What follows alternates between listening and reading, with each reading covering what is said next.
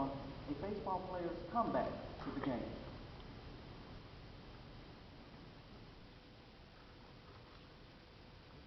Good job.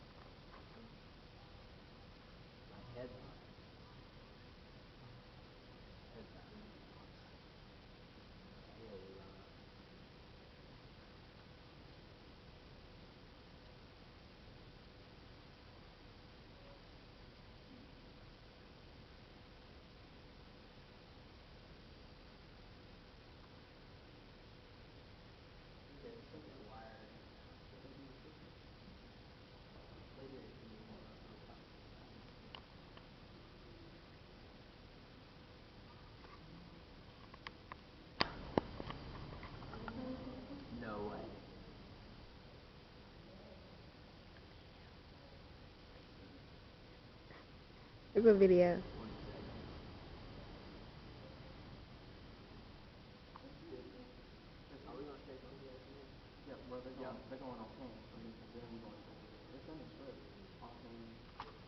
Last night around the NBA was full of high-flying dunks from the Nuggets, and the Spurs avenging their loss to the Grizzlies with their 50th win of the season. Here's a look at some of the highlights from around the NBA. George Karl and the Nuggets hosting the Bobcats. First quarter action, Jay Smith with the dunk, and silly with it. The man's dangerous with the ball in his hand. What a monster dunker he is. Later in the fourth, Ty Lawson with the ball finds Kenyon Martin for the alley-oop.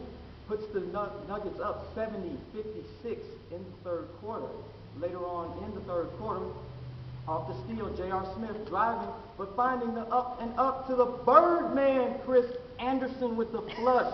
He makes it real big like that. Nuggets win this one by the score 120 to 180.